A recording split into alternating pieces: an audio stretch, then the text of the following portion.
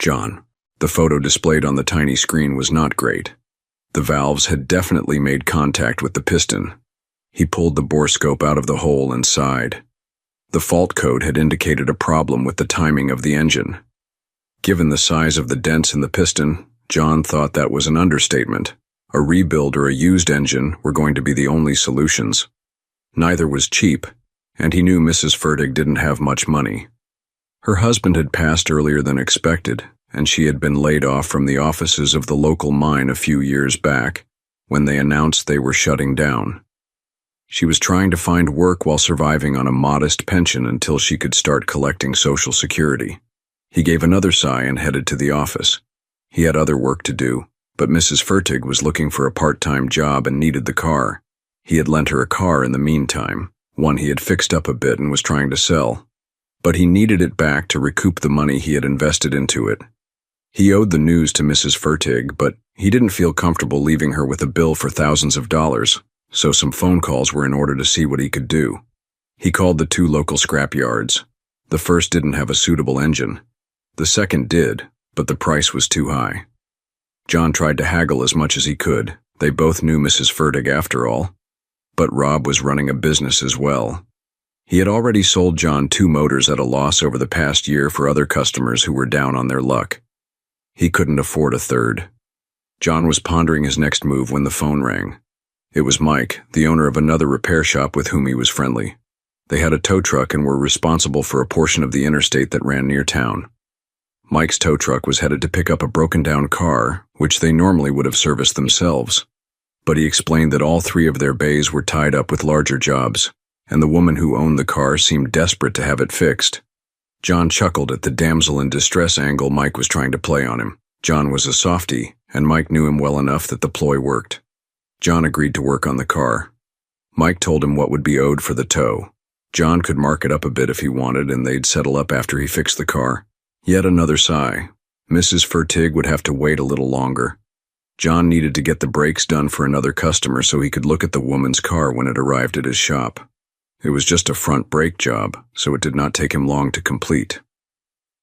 The rollback pulled into the parking lot, just as John was torquing the last of the lug nuts for the finished brake job. He went to his utility sink to scrub the dirt and brake dust off his hands. When he was finished, he came around the corner just as the rollback had parked in a spot where the car could be unloaded. Another sigh. This day may break a record. On the back of the rollback was a newer Audi.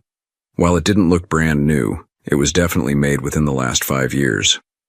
This meant whatever was wrong with it would probably be better served by someone with a degree in computer science than by a mechanic in an old mining town. No wonder Mike didn't want the job. The passenger door on the truck opened, and the owner of the audio stepped out. This time, John silently chuckled to himself. A woman that looked to be around 30, with sandy blonde hair and large sunglasses, stepped out. She was a little unsteady climbing out of the truck, given the high heels she was wearing. She wore a white blouse with some frills on it. Several buttons were undone, but not enough to show cleavage. The knee-length skirt was a cream color, and she wore a matching jacket over the blouse. A dark red bag slung over her shoulder completed the ensemble. John knew nothing about fashion, but to his eyes, everything looked expensive. The scene was a little surreal to John, which is why he had chuckled earlier. It reminded him of the fish-out-of-water films a previous girlfriend of his liked to watch. He knew the tropes in those movies well and was interested to see how this played out. John walked up to her, stuck out his hand, and introduced himself. "Hi, I'm John." There was no hesitation. She took his hand and shook it. Interesting, John thought. "Hi, I'm Patricia. Thank you so much for helping me. They said the other shop was too busy." "You're welcome, but I haven't done anything yet.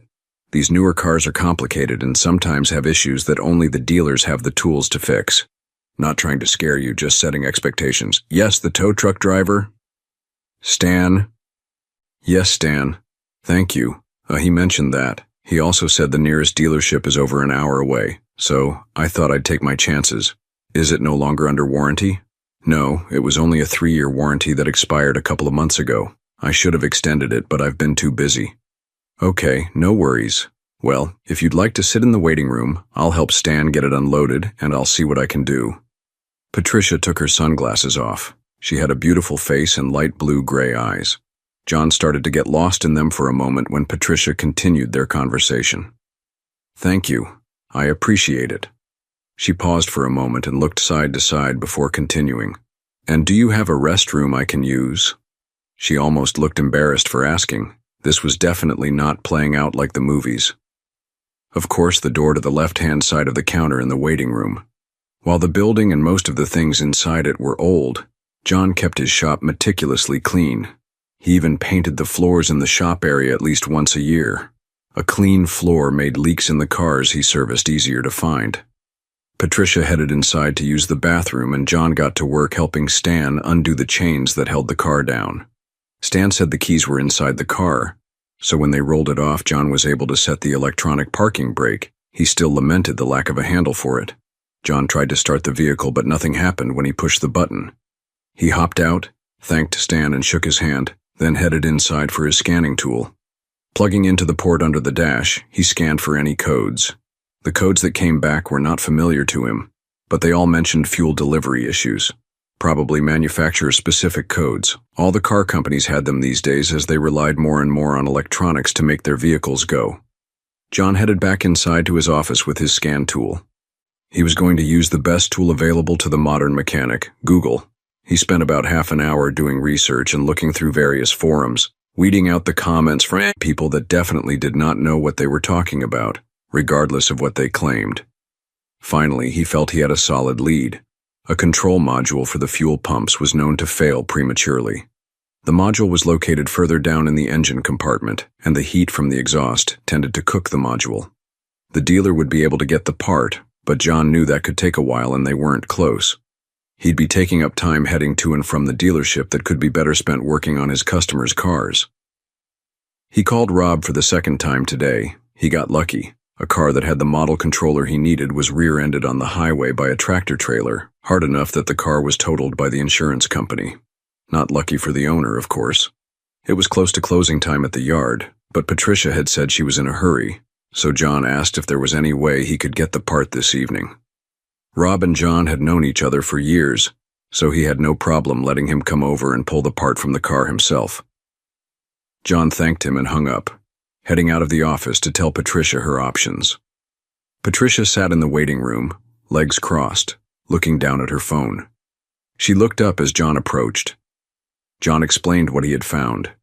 He emphasized that the dealership would be able to nail down the problem better than he, but she expressed she was in a hurry, so he wanted to offer a possible solution. Patricia was relieved that he was trying to fix it, and understood that a trip to the dealer was still a possibility. "So, how long do you think it will take?" Patricia asked with a bit of a pleading look in her eyes. "Well, the owner of the yard is going to let me pull the part out tonight, so I'll head over there now and get it out. I'll come in early tomorrow and install it. Will that work for you?" "Yes, of course, I think you're doing more than enough." Although her words expressed that she was pleased, John thought her tone and manner held a bit of worry. I guess I need a place to stay tonight. Is there a hotel in town?" "There's a motor lodge up the road. It's nothing fancy, but it's clean and the owners are good folks. They also own the bar and restaurant next door so you can get something to eat." "How far is it?" "Just down the road a bit," John responded, but then looked down at her heels. "But too far to walk in those. I'll give you a ride over. Do you have anything in the car that you need?" "Yes, my rollerboard." "What's a rollerboard?" "It's a small suitcase that can fit in the overhead bin on airplanes. I guess they call it that because they have wheels, and you roll them onto the airplane." "Huh. Learn something new every day," John thought. Patricia. It was supposed to be a pleasant trip. Stop in the office for a bit in the morning. Spend the better part of the day driving. Check into the hotel early. Have a nice dinner. Get some sleep. Get some work done in the morning. Then meet with the client for lunch. Simple. She could have flown, but between driving to the airport, dealing with TSA, rental cars, etc., she decided driving the 5 or 6 hours was the better option. Hindsight being what it is, it now seemed the plane would have been the better option. She had called Audi roadside assistance, who informed her that since her warranty was expired, they could come get her, but she would have to pay for the towing as well as the repair costs. While she didn't have money issues, the estimate they gave her to tow the vehicle an hour and a half to the nearest dealership sounded like extortion. Taking it to the dealership also meant there was no chance she would make her meeting tomorrow. That, plus the less than stellar experiences she had with her local dealership, left her willing to gamble on getting it repaired at a local auto shop instead. She waited about 45 minutes for the tow truck to arrive. It took about 10 minutes to load the car and another 15 to get to the shop. On their way into town, she noticed a few rundown areas, but for the most part, the town was clean and well-maintained. As they passed through the small downtown area, she couldn't help noticing how quaint and adorable it was. There was even a barber shop with spinning barber pole. It brought a sense of nostalgia, and she imagined older folks would describe the main street as their childhood town coming to life. They passed through the town center and traveled another half of a mile before the truck pulled down a side street and into the shop's parking lot. As she exited the truck, she admonished herself once again for not wearing sensible shoes for the drive. At least she hadn't fallen face first onto the pavement, Patricia thought as she closed the door and turned to the shop. A man walked out of one of the bay entrances. He looked to be in his early 30s, tall and lean, with a slightly rugged but good-looking face. He walked right up and extended his hand. Patricia was starting to develop a talent for sizing people up in the courtroom, and it extended to her personal life as well. She could tell John was confident through his manner and introduction.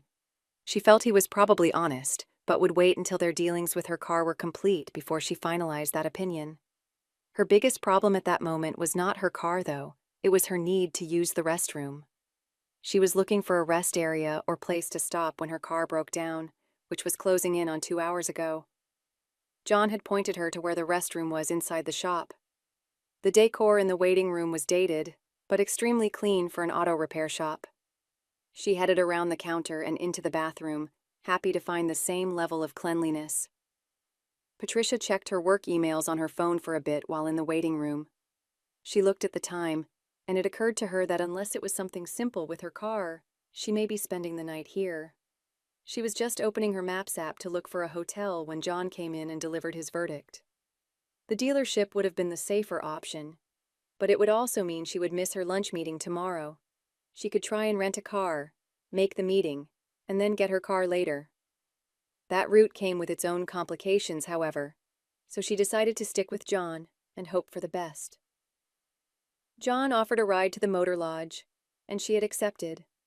Patricia saw the sign as they pulled into the parking lot, Greenwood Tavern and Motor Lodge. Patricia remembered seeing the restaurant on her ride through town in the tow truck. The lodge portion extended perpendicular behind the restaurant and couldn't be seen that well from the road. John parked in front of the office and let Patricia out. "Thanks for the ride, John."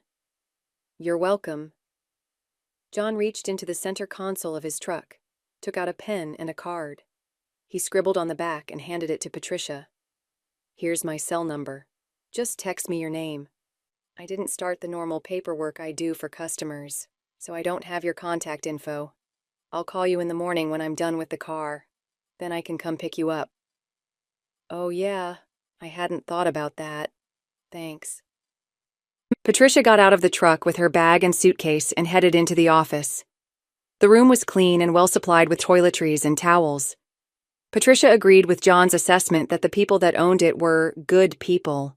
The young woman that helped her was sweet, with none of the bored indifference that many late teens, early 20s kids seem to exude these days. When she was nearly finished with check-in, a woman Patricia pegged to be in her late 40s came out from the office in the back. The woman had overheard Patricia's story about her day and offered her a menu dinner delivery from the restaurant. She had actually planned to head over there after she cleaned up, so politely declined. Showered and dressed, finally wearing some comfortable sneakers, Patricia opened her laptop to check and answer some emails. She realized that it had been an hour and a half she had been working, and her stomach was starting to complain. She had not eaten lunch, and the small muffin and coffee she had this morning had long ago given their last calorie. Patricia closed the laptop, grabbed the room key, and headed out the door toward the restaurant. She opened the heavy wood plank door and stepped in. She instantly loved it. It was heavy on natural wood with knickknacks and mementos that looked as if they were stuffed into corners and crevices over many years. There was a bar that extended down and away from Patricia for the length of the room. Tables and booths took up the rest of the space, with the restrooms to her left before the bar and an entrance to the kitchen at the far end. A hostess stand was in front and slightly to her right. A waitress approached Patricia and smiled as she greeted her. "Hi, are you dining alone tonight?" "I am, but can I eat at the bar?" "Of course," the hostess replied. Patricia headed toward the bar and took a stool toward the middle. John. John went to the scrapyard and removed the controller that he hoped would fix Patricia's car problem. He then went back home to shower and change. John was soon back in his truck and headed to the Greenwood Tavern. He pulled up front and headed inside, taking the first stool at the bar as the bartender came over and placed a napkin in front of him. "Hi, Danny." "Hi, John. What can I get for you?" "Can I get a bacon burger, medium rare, to go, please?" "Sure. Anything to drink while you wait?" "Yeah, Stella, please." "Coming right up." Drinks poured and placed in front of John. Danny headed off to help other customers. John was just taking his first sip when he heard a voice from a few stools away. "Hi, stranger. Long day?" John looked to his right, confused for a split second by the woman that addressed him before he realized it was Patricia. She wore track pants and sneakers with a collared sweatshirt that partially zipped up in the front. Her hair was held in a ponytail. It was quite the change from the woman that stepped out of the tow truck. If it were possible, John thought she looked even better. John chuckled before replying, "Not as long as some, I guess. I was able to get the part for your car, so I just have to put it in tomorrow." "That's great. I appreciate the time you're putting in on it. I'm sure you'd rather be home with your family." "No worries, and my family has passed." The ashen look that came over Patricia's face worried him until he realized the meaning of her statement. "Oh, I'm sorry. You meant like a wife and kids family?" Patricia just nodded. "Oh, I'm so sorry. No wife and kids. At least not yet. No, I meant my parents passed when I said family." Some of the color returned to Patricia's face. "Well, I'm still sorry about your folks." "It's okay. It was a few years ago now, so I'm okay. Sorry again about that." "It's okay." She returned, "Hey, would you like to join me?" John thought for a moment. It looked like she had just started her salad, so he agreed. He didn't want to keep her if she was almost done with dinner and stayed while he finished his to be polite. "Sure," John said as he got up with his drink and sat on the stool next to Patricia. The conversation passed easily between them. Little bits of history and anecdotes from childhood flowed back and forth. The plates had long been cleared away, and several drinks had been consumed when John begged his leave as he wanted to get an early start on Patricia's car. John headed home simply happy he had a nice evening. While he could readily acknowledge that Patricia was beautiful, hot, smart, the list could go on, his mind didn't go down the path of her being anything other than a customer with whom he spent a nice evening. She was a lawyer at a large firm, although he imagined she could easily be a swimsuit model. From the moment she stepped out of the tow truck, the stereotype of her being out of his league was so ingrained that his brain didn't even register the possibility of anything transpiring other than a conversation. Patricia. It was one of the best evenings of conversation she could ever remember having. John really listened to her and made eye contact while they spoke. There were no crude advances. No advances of any kind, actually. Was she losing her touch? What a stupid thought. One of the first men in as long as she could remember that didn't paw at her or make lewd suggestions, and she was almost sad he didn't. You can't have it both ways, Trish, she thought to herself. They discussed the town and how it had once been strictly a mining town, but as mines had all started to close, it fell on hard times. A revitalization was starting, led by out-of-towners moving in and fixing up the properties they had bought. A small art community was starting to flourish as well, fed by the beauty of the area and the inspiration it provided. A burgeoning tourist industry had started to take hold, attributed to the many hiking trails and easily accessible waterfalls in the area. The town was still in transition, but most were happy about the seeming change in fortune as compared to some of the other mining towns. Patricia had performed her nighttime rituals, checked her emails, again, and climbed into bed. She stared at the ceiling and tried to convince herself that she wasn't going to do anything. Nope, just going to lay here and fall asleep, she thought. She could just check, just a quick test to see what was going on down there. Probably nothing. Just a quick check of the oil. It was probably dry, and she could go to sleep knowing that it was nothing. Her hand went under the covers and slowly down her belly. She was trying to convince herself it was nothing. Turns out she was soaked. Who was she trying to kid? She would probably need to change. She could feel the heat between her legs building a few minutes after John had sat down next to her. Screw it, might as well make the most of it. She started using her hand. It didn't take long for her to finish. After coming down from her euphoria, she threw off the covers and hopped out of bed. She noticed the wet spot she had made on the bed. Damn. Well, at least it's a queen, and I can sleep on the other side, she thought. She went into the bathroom to clean up, returning afterward to get in on the other side of the bed and finally get some sleep. John. John awoke before 6, as he always did. He performed his morning rituals and headed out the door, stopping at the local cafe for coffee. Even though the town was an up-and-coming tourist destination, it still hadn't attracted any of the coffee chains, for which John was thankful. He arrived at his shop and caught up on some paperwork. He still had to find a solution to the dilemma with Mrs. Fertig's car. He put that to the side for the moment and scheduled the jobs he had to complete that day. Finishing his paperwork for the time being, John grabbed the controller he had removed the night before and headed out to Patricia's car. As was typical with newer cars, the location where the controller was located was tight, and as the forms had stated, was way too close to the exhaust. After a bit of swearing due to how the controller was mounted, John had the unit replaced and all the cables plugged into it. He went into the shop and got a cover for the seat and steering wheel before he hopped into the driver's seat and hit the start button. The car fired right away, much to John's relief. John texted Patricia so he didn't wake her in case she was still sleeping. It was only a little past 7 after all. He needn't have worried, though. Patricia texted him back right away, and he was soon headed to the lodge to pick her up. She was waiting out in front of the office when he pulled up with her car, wearing a slightly darker colored variation of the skirt, blouse, and jacket combo she was wearing when they met. He got out and removed the steering wheel and seat cover, moving the seat cover to the passenger seat. "Nice touch," she commented. "Well, I'm sure you wouldn't be happy if I fixed it, but then left dirt stains on your interior." "Good point," she responded as she got into the driver's side and pressed the seat memory button to get it back to her preferred position. Fully situated, Patricia pulled out of the parking lot onto Main Street. "So, what's on your agenda for the rest of the day?" "Just some standard repair jobs, and I have to figure out what to do with one client who needs a new motor." "That sounds expensive." "It is, and the lady doesn't have the money to fix it, so I'm trying to figure out a way to lessen the bill for her. I tried getting a used motor from the same scrapyard I got the part for your car from, but he's already given me a couple of motors below list for other clients that were in need. He can't afford to keep doing it, which I understand." Patricia was quiet after that, scrunching her nose up ever so slightly as if she was still considering the dilemma.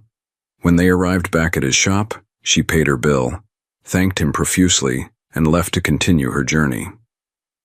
John gave a lingering look as she left his shop, appreciating the beauty he saw, and got back to his list of jobs for that day. Patricia. As she drove back toward the interstate, Patricia thought about the story John had shared regarding the woman whose car needed a new engine. She's heard stories of how the closing of so many mines had devastated local economies, so had a slight understanding of some of the hardships endured. But this was different. Having met someone from the area who dealt with this daily and tried to do what he could to help really brought it home, and it made John even more attractive to her. She thought about the moment after she had paid her bill and shook his hand. How she had hesitated for a moment. What should she have said? She had no idea, but she felt that she was not finished with John Patterson. Back on the interstate, she relaxed a little more. Her GPS said she would arrive in plenty of time for her appointment. She settled a little further back in her seat and daydreamed about a quaint, wooded town and a hot auto mechanic. Patricia sat in the expensive restaurant, in her expensive clothes, listening to her firm's wealthy client drone on about the lawsuit he was pursuing, which in Patricia's opinion was frivolous. He continued on about the judges he knew, and how he hoped his case would be seen by one of them, then mused on finding a way to ensure it was assigned to them. It all seemed designed to impress her, Yet it had the opposite effect. Why would he try and impress her anyway? She was one of the junior lawyers in the firm and was frankly shocked they asked her to take this meeting in the first place. She paid enough attention to the client's words that she would not be caught short should the one-sided diatribe actually turn into a conversation. But she could not stop her mind from drifting back to the small town, and how much more appealing it would be to help folks there instead. She did not consider herself an idealist. Most of her firm's clients were wealthy, some extremely so. Many of them had legitimate legal issues that required qualified representation. Then there were the clients like the one with whom she currently sat. A man who used his wealth and connections to bully and humiliate anyone who crossed him. The fact that he crudely propositioned her at the end of the meeting, despite her knowing that he was married with children, only added to her disgust with the man. Once on the road, it occurred to her that it was typically a more senior lawyer in the firm that dealt with this man. She had met him in the firm's offices about a week prior and was immediately put off by him. His entire demeanor screamed sleazeball. It would be entirely in line with his personality to request she be assigned to him for this lawsuit. He had to know it was frivolous and would be thrown out. He had the money to waste, whereas the other party did not. Her mind spun as she started putting the pieces in place as to what was happening. Since the outcome was already known, he used it as an opportunity to get her assigned. The realization made her a little sick to her stomach. Her supervising partner in the firm also should have been able to figure out what he was doing, yet he had gone along with it. Patricia was kicking herself over her revelation. She was smarter than this and should have known. She had let herself be blinded by the firm assigning her to such a high-value client. She had worked hard and assumed he was rewarding her. Instead, he handed her on a platter to a predator. She felt like she needed a shower. Her anger and anxiety at the situation were growing, and Patricia wanted to push it away for a bit. She had the whole weekend to figure out how she would handle the situation, and she just wanted to have some pleasant thoughts for a bit. She thought of a handsome man and a small town. Patricia picked up her phone and changed the route in her GPS. John was behind the counter while Rob described the issue he was having with a variance on his property when Patricia walked in the door. John just stared at her as Rob continued a moment longer, stopping as he realized John was no longer paying attention to him. "Hi, Patricia, what's wrong? Did something happen with the car?" "No, nothing's wrong. I just wanted to speak with you for a moment when you're done." "Okay, I'm just finishing up with Rob." "Oh, Rob, Patricia, Rob." Rob shook Patricia's hand. "Rob owns the yard where I got the part for your car. He was just dropping some other parts off." "Oh, nice to meet you, Rob." "Nice to meet you too." Rob grinned for a moment, looking at the two of them, trying to decipher if there was more going on. Patricia scrunched her nose for a moment and thought, "Wait, does Rob own the place where you were trying to get an engine for that lady's car?" Rob started to look a little uncomfortable about where the conversation was headed. "Mrs. Fertig's car, yes. Rob's was one of the places I called. But like I said, Rob has helped me out in the past a few times, so no fault of his," John replied. He didn't want Patricia to think Rob was a bad guy over this. Rob had a family to feed as well. No, I completely understand that. I wasn't trying to blame you, Rob," Patricia stated, looking off to the side, the wheels in her mind clearly in motion. "Rob, did I hear you say when I walked in that you were having trouble with a variance?" Yeah. The last lawyer I called wanted a $3,000 retainer for the work. Just seems like a rip-off to me." "Do you think a free engine would be a rip-off?" Patricia asked. John looked on, getting more and more confused with where Patricia was going with this. "Huh? I don't know what you mean. A free engine?" Rob was as confused as John now. Patricia now had an excited look on her face when she responded. "Simple. You give John an engine for Mrs. Fertig's car and I'll handle your variance." Rob just stared for a moment. "You know how to do that?" "Yes, I'm licensed to practice law in this state, and I've handled a few variances in the past." Rob rubbed his chin in thought. John stared with his mouth open. "So what do you say? Do we have a deal?" It was at this point that John's mouth decided to start working again. "Patricia, I appreciate what you're trying to do, but it's not necessary. I'll figure something out. Mrs. Fertig needs an engine, and I'm willing to help with the variance. What is there to figure out?" There was a tone of finality to her voice. "I'm okay with it if you are, John," Rob stated as he was quickly warming to the idea of someone taking care of his variance issues. Sure. Great. Rob, how quickly can you get an engine over here for John to install? We have one in stock. I can drop it off tomorrow if that works for you, John. Yeah, sure. Tomorrow works. Great. Now I have to be at my firm's offices on Monday, but I can be back here at, say, 2 p.m. on Tuesday to go over your variance application. Sure. Tuesday's good for me. Great, then we have a deal. Patricia then shook Rob's hand again. Rob said his goodbyes to both of them and left to head back to his shop. John just stood behind the counter staring at Patricia.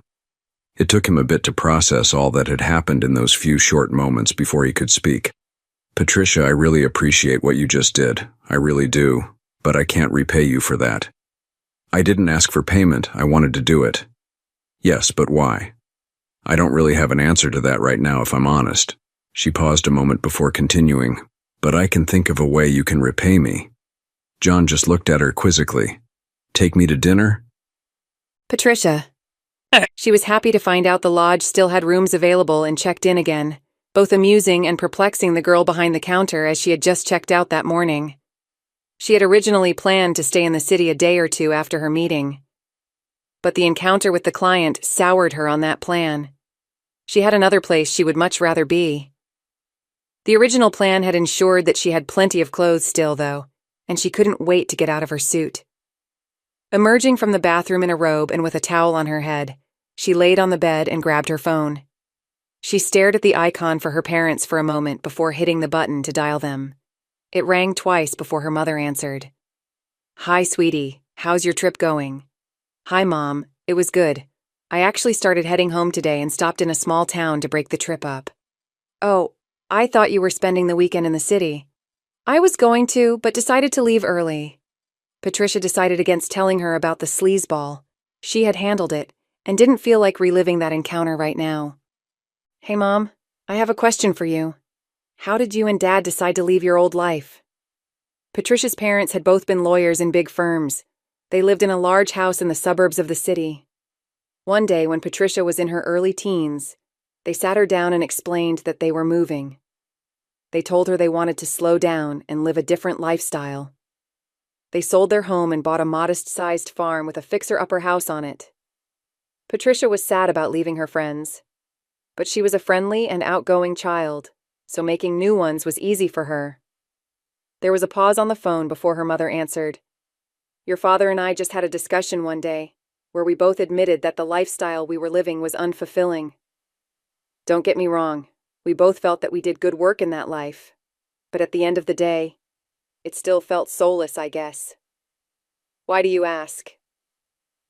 Patricia took a deep breath before explaining to her mother about her car breaking down, how she was helped by a handsome, honest man. She explained about the town that seemed to call to her when she left, and then she explained how her current life felt unfulfilling. She could almost hear her mother smile on the other end of the phone. You knew, Mom, but you never said anything to me when I said I wanted to go to law school, to work at big firm, to be like you and Dad were when I grew up. I mean, I still want to be a lawyer. I just don't want to do what I'm doing now. I'm not complaining, mind you. I'm just curious why you never tried to stop me. Because, sweetie, that's a lesson you had to learn yourself. If we had pushed you down a different path, you would have always wondered. Patricia could not fault her mother's logic. She was definitely headstrong growing up, and trying to push her to do something else most likely would have ended with her doing exactly what she ended up doing, just with hard feelings. She started getting ready as she was meeting John at 7 at the Greenwood Tavern again.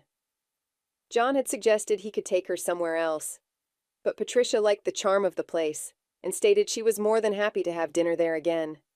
She wore a pair of comfortable jeans and a blouse, a pair of flats completing the outfit. She headed out the door and to the restaurant. John, he had finished his work for the day and gone home to shower and change. He spent the entire time trying to figure out what he was missing. Every indication Patricia was giving him screamed she was interested in him. His mind just wouldn't be convinced that was it true. It wasn't that John lacked confidence. He was very comfortable in his skin.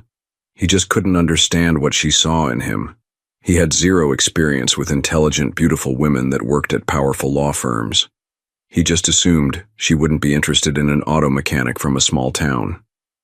After his shower, John decided to push the thoughts away. It was obvious that if there were something else going on, he wasn't figuring it out. He resigned to just go with it this evening and see what happens. It's not like having dinner with a smart, hot woman was a hardship. His truck parked in front. John walked in and saw Patricia at the bar. She looked over as he entered.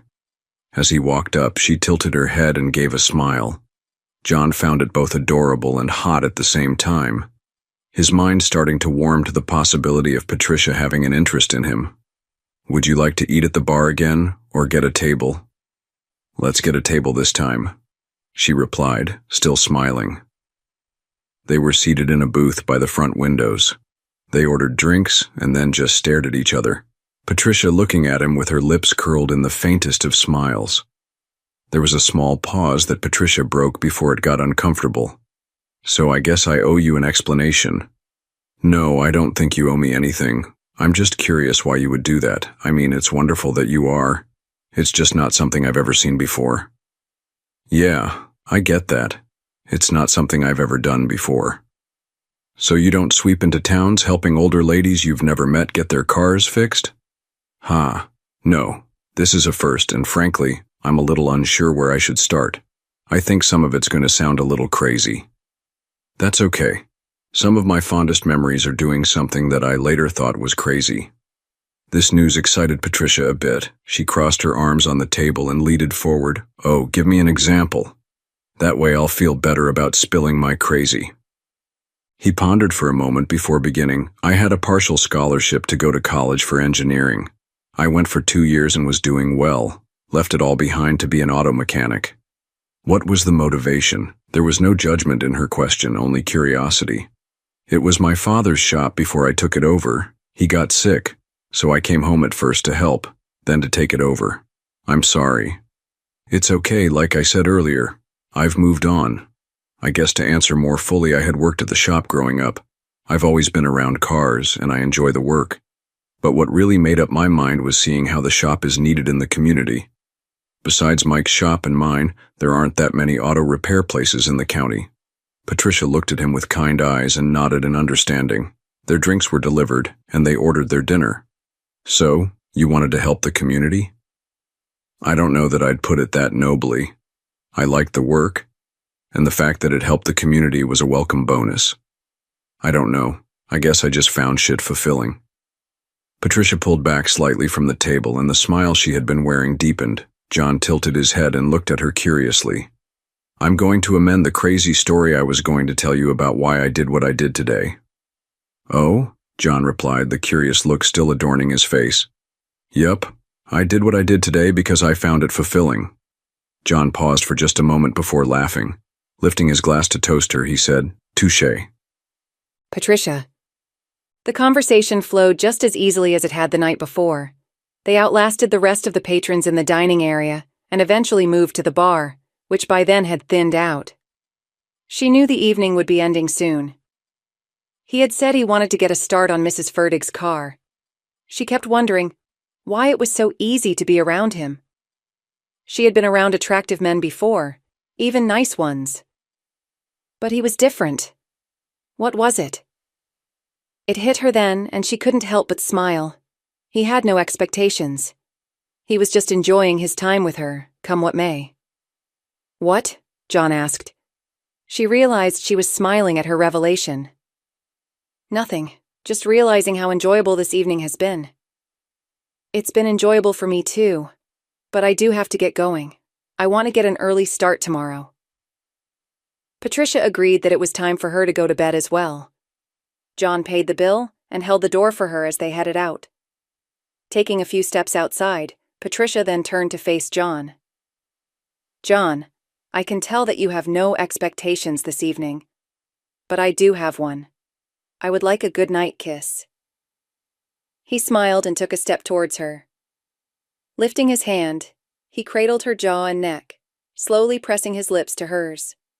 She waited a moment before using her tongue to gently caress his lip. That was all it took. Both of their tongues dancing in a kiss that was slowly growing more heated. John's other hand went to her hip. one of Patricia's hands going to his chest. Their moment suddenly broken by more patrons leaving the bar. The kiss abruptly ended, but they stayed close, staring into each other's eyes. She finally broke the moment. "I don't want this to be it. I'd like to spend another evening with you." "I'd like that too," John responded. "How about tomorrow night?" Patricia asked, biting her lips slightly as she did so. "You sure you don't mind waiting around all day?" She smiled at him. "I'm sure I can find something to do." "What time?" "Just text me when you're done with work and we'll figure something out." "Sounds great." She leaned in and gave him a quick kiss on the lips and pulled away slightly. "Good night, John." "Good night, Patricia." Back in her room, Patricia didn't bother pretending tonight. Her clothes came off and she lay down, knees spread, ready to pleasure herself. Tonight was not quite as mind-bending as the night before, but just as satisfying. She added tonight's underwear to the plastic bag she had the first pair in. She headed into the bathroom to clean up and get ready for bed. Her rituals complete, she laid down, a feeling of contentment washing over her. She had one of the most deep, wonderful sleeps she could remember. She dreamt of a man holding her, a man that made her feel safe and fulfilled, a man with no expectations. John. On the ride home, he tried to temper his excitement at how the night had gone. There could be no doubt that she was interested now. He brought himself back a couple of notches by reminding himself that he was still an auto mechanic in a small mining town. Even still, it had been over a year since John had dated. In a small town, everyone knows each other. He knew the women that were still single were not a good fit for him. He knew his last girlfriend wasn't a good fit, and believed that she knew it too, but they tried anyway. After a few months, they both agreed it wasn't working and parted amicably. Working as much as he did, meeting new people outside of town was difficult. Sleep was harder to come by than he thought it would be, considering how long his day had been. He teetered back and forth between excitement and tempering expectations, until he realized he would be awake until dawn if his mind kept doing this. He resolved to just be the person that he was, and if that was good enough for Patricia, then so be it. Not an easy resolution to stick to in a society that seems to want people to be anything except what they are. He settled his mind, and ever so slowly sleep finally came. Patricia.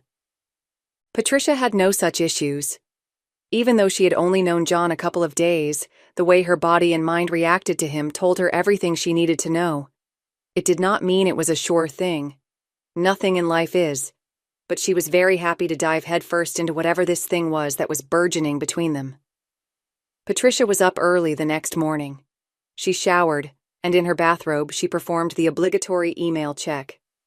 She started her research for the day. She found a small coffee shop that also made their own breakfast pastries. Then she found a market with a deli. About an hour later, Patricia found herself seated next to the window in the coffee shop, finishing the last of her pastry. It was simple.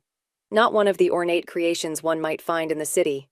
She chuckled at the thought, remembering a particularly pretentious coworker who had stood in line at 6 a.m. at a donut shop that had blown up on social media, just so they could post a picture of themselves with their donut on Instagram.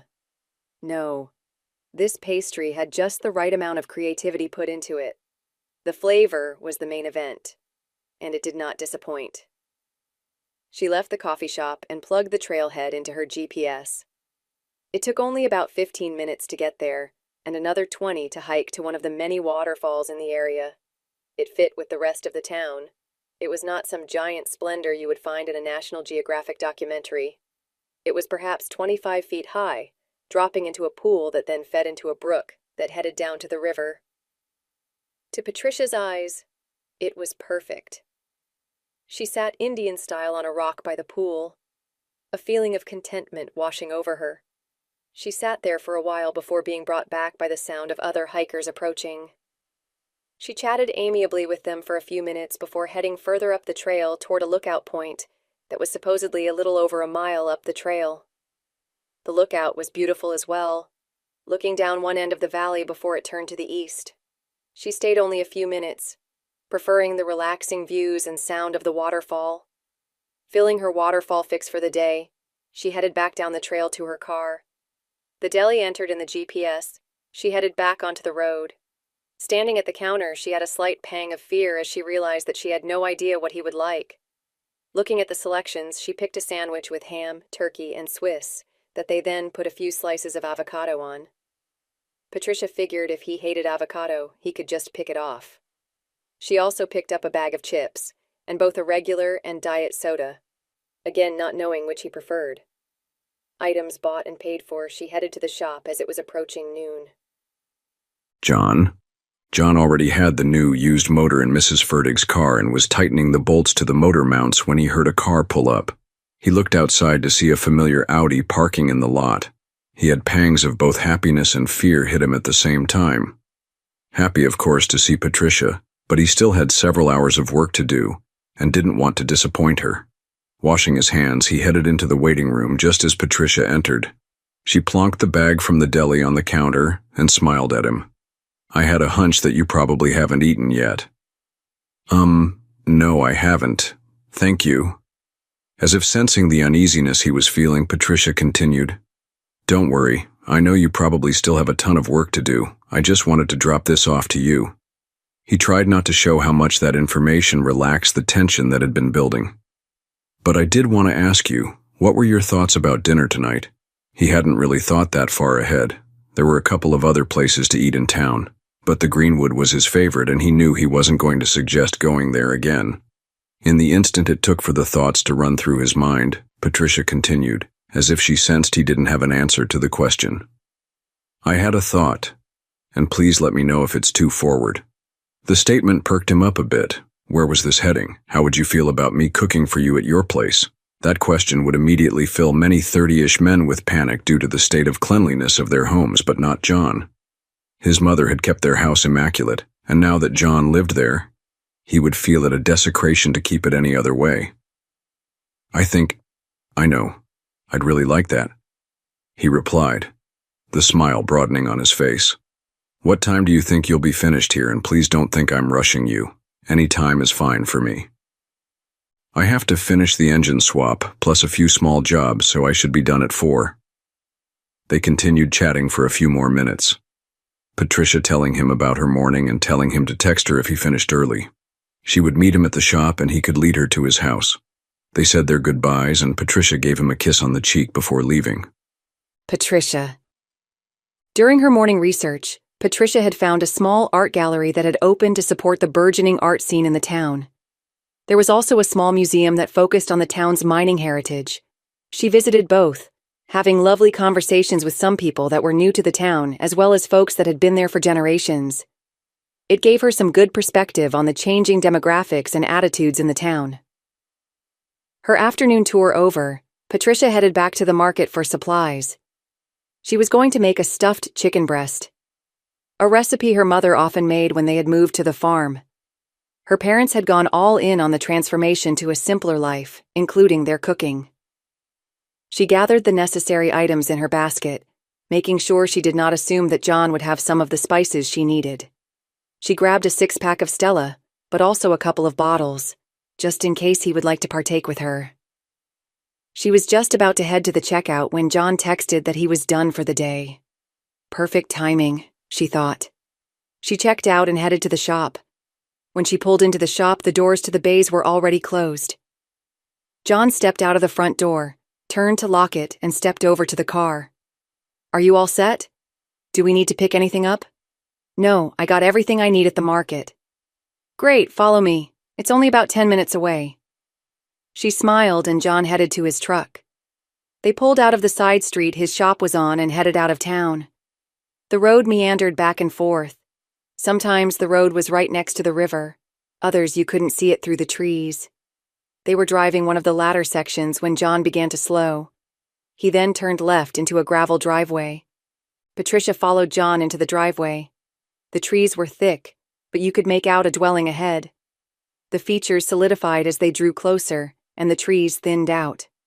A split-level ranch came into view, the dark siding helping it to blend into the surroundings and make it feel like part of the forest.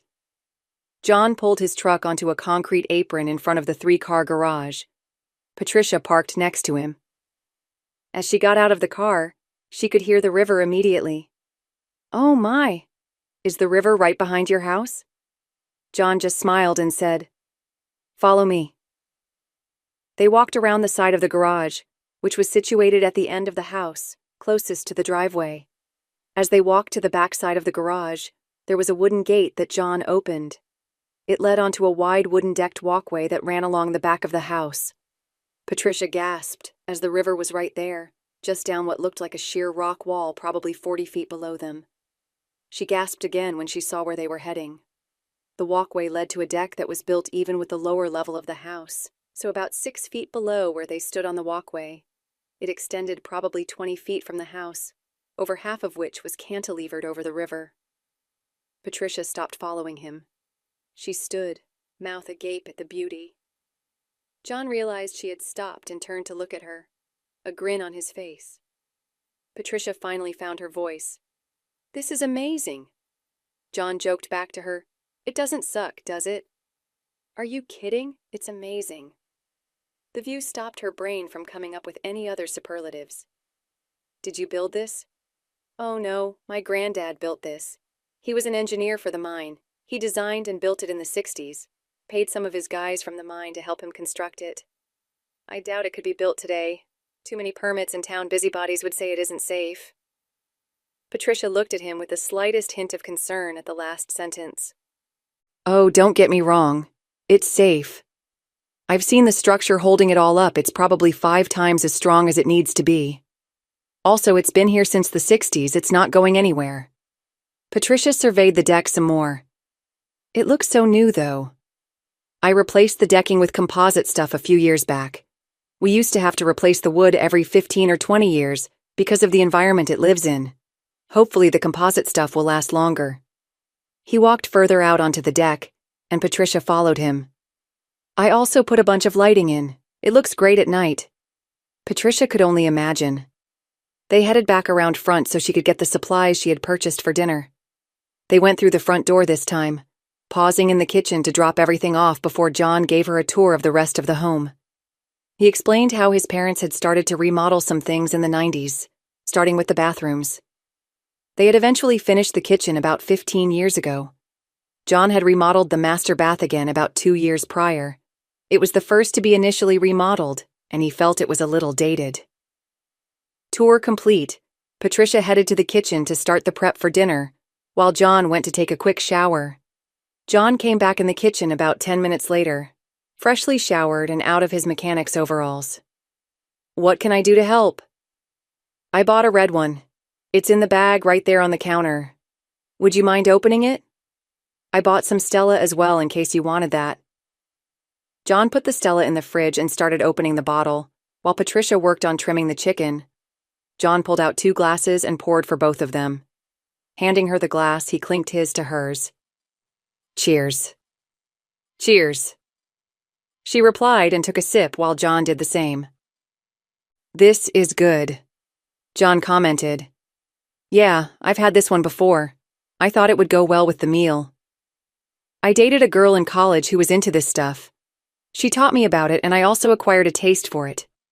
I have a few bottles in a rack in the dining room. I'll occasionally open one and have a glass on the deck, but honestly, it's better to drink with company." "I couldn't agree more." With that, Patricia clinked his glass again. John, they moved easily around each other. Patricia concentrated on the chicken while John cut up the vegetables.